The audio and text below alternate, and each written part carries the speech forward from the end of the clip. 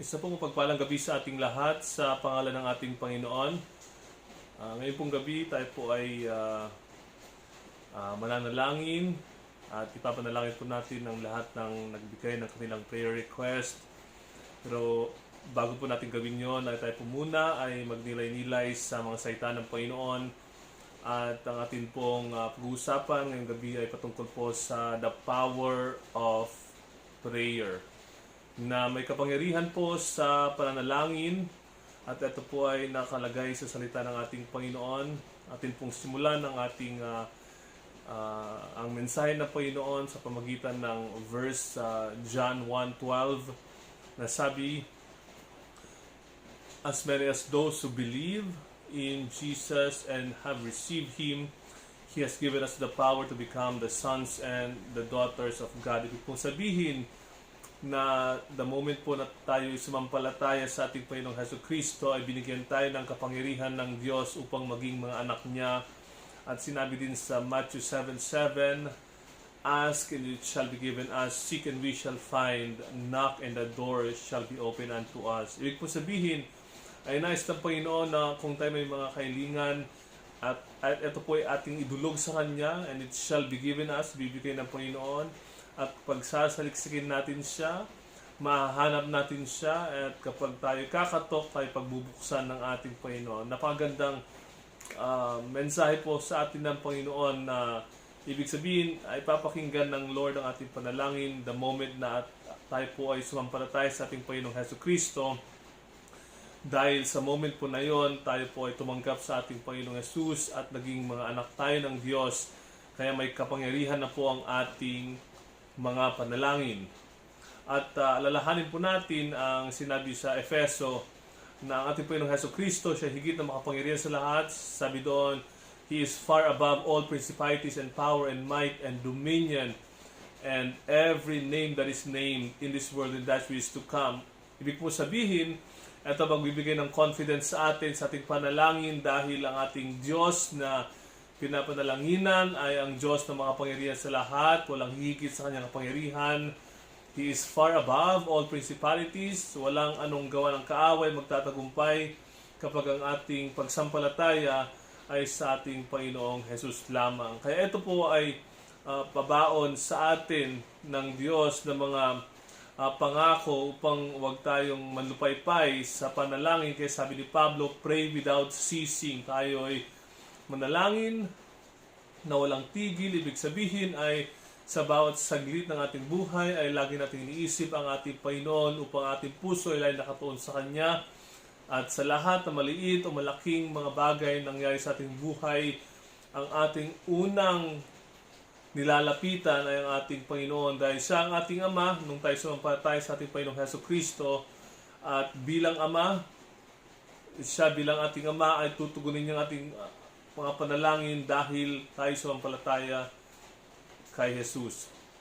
Ngayon, sabi din po sa Ephesians chapter 6, nais ni Pablo na ipaalala sa atin na tayo ay nasa isang spiritual warfare palagi the moment that we have received Jesus Christ as our Lord and Savior.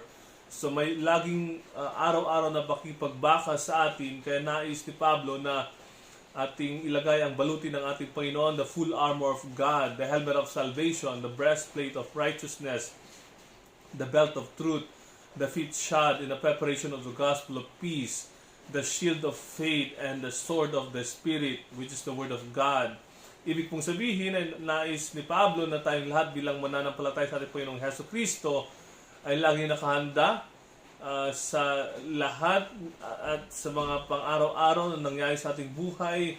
Ay nandun ang baluti ng ating Panginoon na ating sinusuot, at dapat ay well-equipped tayo sa salita ng ating Panginoon, dahil eto, sabi doon, the sword of the Spirit, it is an offensive weapon upang tayo makipaglaban ng masikap at maayos.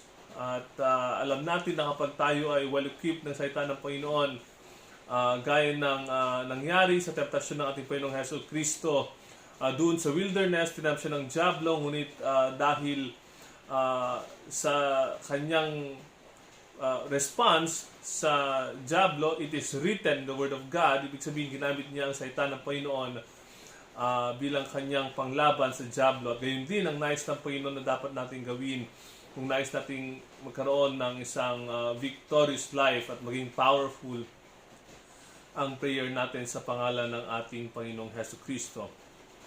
Isa bang bagay na nais ng Panginoon na ating alalahanin ay na si Jesus, sabi sa 2 Corinthians 5:21, Him who knew no sin was made sin for us so that we may become the righteousness of God in Him.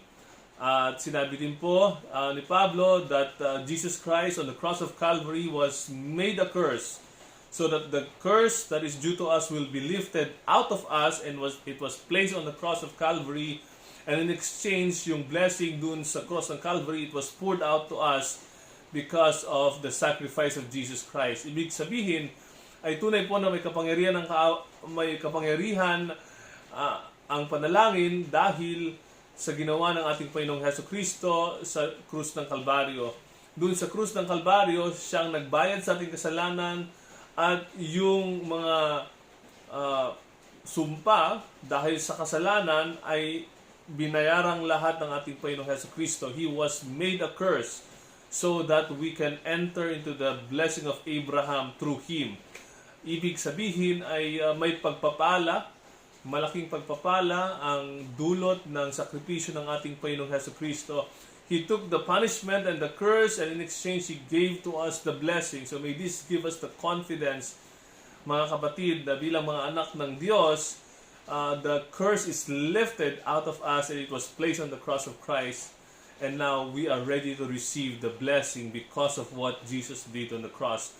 At din po ay sinuportahan ng sinabi ni Pablo sa Ephesians chapter 1 that all spiritual blessings in heavenly places are found in Jesus Christ. Ibig sabihin, ang lahat ng makalangit na pagpapala or all spiritual blessings in heavenly places, so lahat po, hindi lang po ilan, lahat ng mga pagpapala makalangit ay binibigay ng Diyos sa atin sa pamagitan ng ating Panginoong Hesukristo. It is a beautiful promise that the Lord, the God of the heaven and the earth, is telling us now that we are the sons and the daughters of the Most High. Now we are able to receive all these blessings because of what Jesus did on the cross. And this is done through prayer and faith sa ating Panginoong Hesukristo. Kaya itong mga bagay na sinasabi ng ating Panginoon ay maging handa tayong tanggapin ang lahat ng pagpapala na to sa pamagitan ng panalangin at panampalataya sa Kanya. So other promises that we can claim is that He is the Lord that healeth thee, and by the stripes of Jesus there's healing. Ito po yung pangako ng Panginoon sa mga may karamdaman na siya ang ating dakilang magagamot, at sa pamagitan ng latay ng ating Panginoong Hesukristo ay mayroong kagalingan. And there's also a verse that says in the Bible that God can make all grace abound in us, so that always in all things we may abound in every good work. We can claim that promise at sabi na lahat ng mga pagpapala, kung ulitin po natin yung verse, it is like redundant, but it is an emphasis, in-emphasize ni Pablo na ang lahat ng mga pagpapalang ito ay nais nang ibigay ng Panginoon sa ating lahat na sumasampalataya sa ating Panginoong Hesukristo. God can make all grace abound in us, so that always in all things we may abound in every good work. We can claim that promise that the Lord would always want to pour out abundant blessings sa atin, na sinuportahan din ng John 10:10 where it says that the enemy comes to kill, steal, and destroy, but Jesus came to give us life and life more abundantly. There is so much abundant blessing na kaloob ng ating panampalataya ng ating Panginoong Hesukristo. So we leave behind other things, but we just focus and we just put our full trust and confidence sa ginawa ng ating Panginoong Hesukristo sa krus ng Kalbaryo, at bilang kanyang mga anak, tayo po ay recipient ng lahat ng mga pagkapalang ito. And as an assurance, sabi ng Lord, that heaven and earth will pass away, but my word will abide forever. Sinabi pa sa Psalms that His word is true from the beginning. It is settled in heaven forever. It will never return void. Sabi sa Isaiah chapter 55. Nagpapatunay na kapag tayo sumambit ng ating panalangin, And if this is coming from the Word of God, it will definitely accomplish its purpose to where it was sent. So ibig sabihin, just utter a prayer that is biblical, that is found in the Word of God. Nais din ng Panginoon ay memorize natin ang kanyang mga salita upang lagi tayong may baon na panalangin. And if it is scriptural prayer, ibig sabihin ito ay nanggaling mismo sa bibig ng ating Panginoon. At alam natin that God will never lie. Let all men be liar, but God be true, sabi ni Pablo. Kaya mga kapatid, ngayong gabi, bago natin ipanalangin ang mga nangailangan na panalangin at sa ating mga personal na panalangin, sampit man to hindi, nais ng Panginoon na tayo po ay manalig at sumampalataya sa kanyang mga salita because He is faithful and true, and whatever He said, it will surely come to pass. Ngayong gabi mga kapatid ay gabi ng panalangin at sama-sama tayong manalangin at sumampalataya na dahil sa ginawa ng ating Panginoong Hesukristo, tunay na pinapakinggan tayo ng Diyos at may kasagutan ang lahat ng ating mga panalangin. Good evening po sa ating lahat.